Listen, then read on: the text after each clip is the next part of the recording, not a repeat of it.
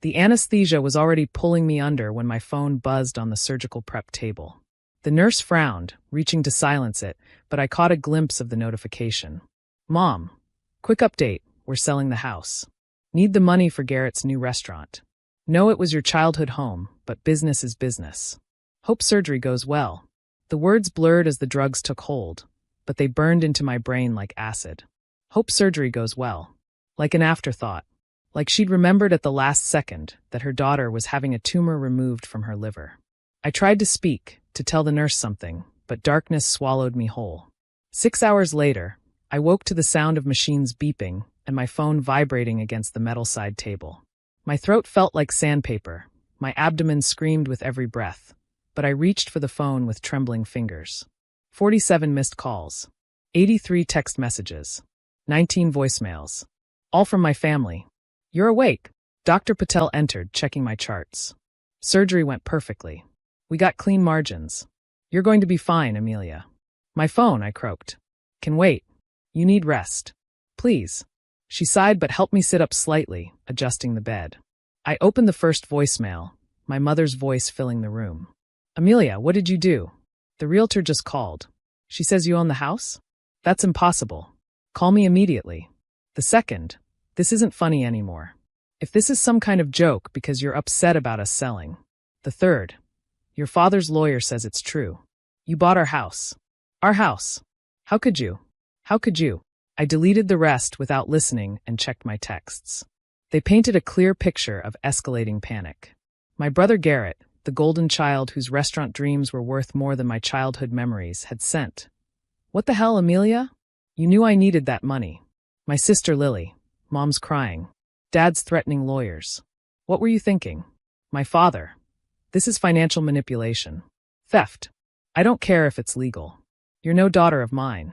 I laughed, then winced as pain shot through my incisions. No daughter of mine. As if I'd ever been more than an afterthought, a disappointment. The child who chose nursing over business school and small-town life over their grand ambitions. The nurse came in with pain medication. You should rest. No stress. Too late, I whispered, then dialed my lawyer. Amelia, how did the surgery? Fine, Sharon. They know about the house. Ah, a pause. Are you ready for this? You're still recovering. They texted me about selling my childhood home while I was literally being cut open. I'm ready. 6 months earlier, I'd been visiting for Mom's birthday when I overheard the conversation that changed everything. They thought I was napping upstairs, recovering from a double shift at the hospital. We're 3 months behind on the mortgage. Dad's voice drifted up through the old heating vents. Either we sell or we lose it to the bank. But Garrett needs capital for the restaurant, Mom protested. He's so close to his dream. Then we sell. Amelia won't care. She barely visits anyway. What if she wants to buy it? Dad's laugh was cruel. With what? A nurse's salary? She made her choice. Garrett has ambition. Lily married well. Amelia just exists. Just exists. I'd lain there, staring at the ceiling of my childhood bedroom, at the glow-in-the-dark stars I'd put up when I was 7.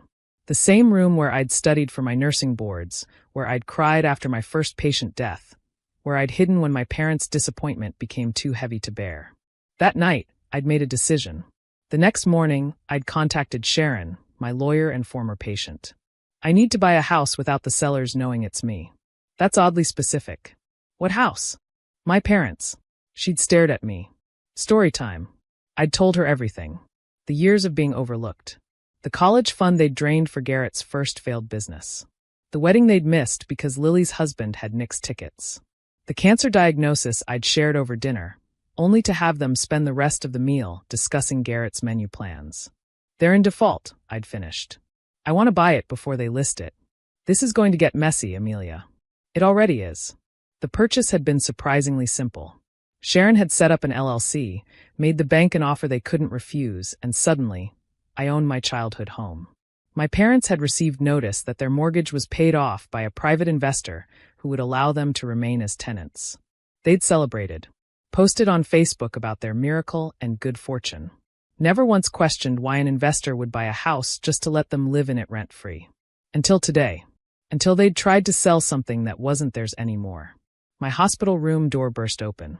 My mother stood there, still in her tennis outfit, face blotchy with tears or rage or both. "How dare you?" she hissed. "Hello to you too, Mom. Surgery went well, thanks for asking. Don't you dare act like the victim here. You bought our house behind our backs. I bought a house in foreclosure. The fact that you were living in it was incidental." Incidental? She stepped closer, and I noticed my father and siblings crowding the doorway behind her. "You're our daughter." "Since when?" The words hung in the air like a scalpel.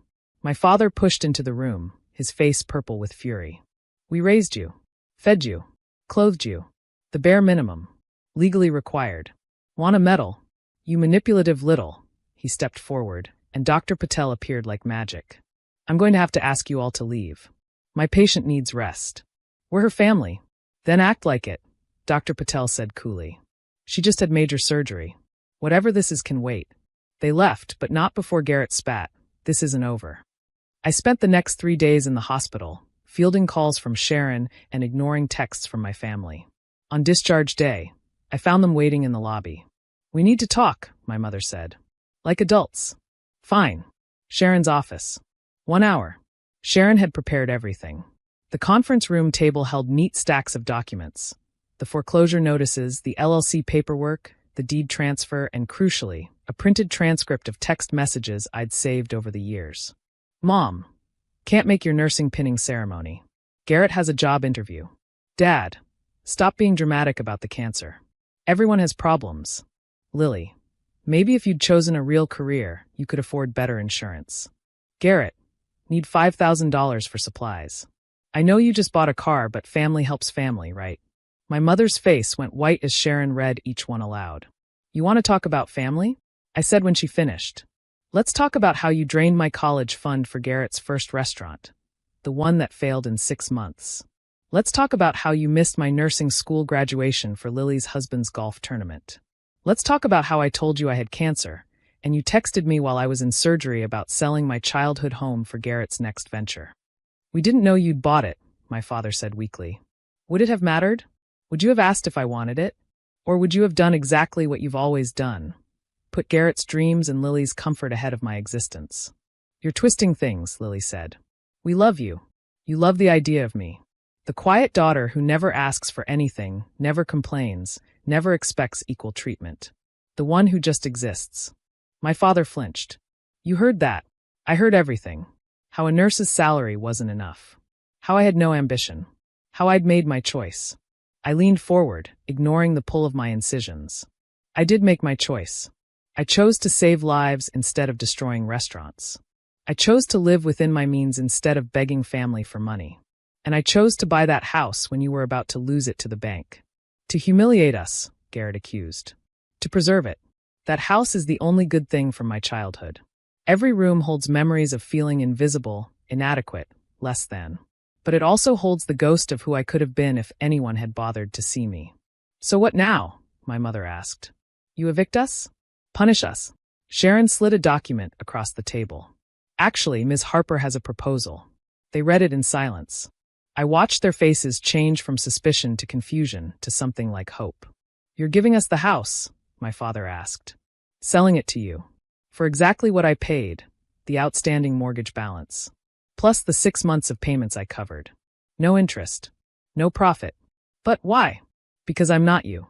I don't put money above family. But there are conditions." Sharon pulled out another document. "A family contract. If you want the house, you sign this." The conditions were simple. No financial requests to Amelia for 5 years. Acknowledgement of her career and achievements in all family communications. Attendance at her medical appointments if requested. Equal treatment in all family decisions. The house cannot be sold or mortgaged for Garrett's business ventures.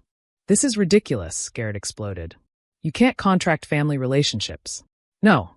You've treated me like a business transaction my whole life. Invested nothing, expected returns when convenient. At least this makes it official." "And if we don't sign," my mother asked quietly, "then I keep the house. You can rent from me at market rate or find somewhere else to live. Your choice." The room fell silent. I could see them calculating. The humiliation of signing versus the financial reality of losing the house. Finally, my father picked up the pen. "Where do I sign?" One by one they signed. Even Garrett, though his hand shook with rage. When it was done, Sharon notarized the documents and handed them copies. "We're done here," I said, standing carefully. "The house transfer will be complete in 30 days. "Amelia," my mother called as I reached the door. "Do you really think this changes anything? That a piece of paper makes us family." I turned back. "No, but maybe it makes you think twice before texting your daughter about selling her childhood home while she's fighting cancer. Maybe it makes you remember that I exist between crises. Maybe it makes you see me as more than just the disappointing daughter who chose healing over wealth. We never said you were disappointing. You never had to. Every action, every choice, every forgotten milestone said it for you." I smiled sadly. "I bought that house to save you from foreclosure. I'm selling it back to save myself from you. The contract isn't to make us family. It's to give me permission to stop trying to earn a place at a table where my seat was never really mine." I left them there in Sharon's conference room, with their signed contracts and their shock. Outside, the sun was shining, and for the first time in my life, I felt free. The cancer treatment would be brutal. The recovery would be long. But I'd face it without the weight of trying to matter to people who'd decided long ago that I didn't. 6 months later, I got a card from my mother. A real card, not a text. Inside, she'd written, "Thinking of you on your last day of chemo. We'd like to take you to dinner to celebrate if you're feeling up to it. Love, Mom." I stared at it for a long time. Then I picked up my phone and typed, "Thank you. I'd like that." Maybe contracts couldn't create family. But sometimes losing everything was the only way to find out what was worth saving. The house still stood on Maple Street, holding all our ghosts. But I didn't need to own it anymore. I'd found home in the life I'd built, the career they'd dismissed, the strength they'd never seen. And that was worth more than any childhood bedroom with glow-in-the-dark stars. Thanks for watching. See you again in the next video. Stay stunned.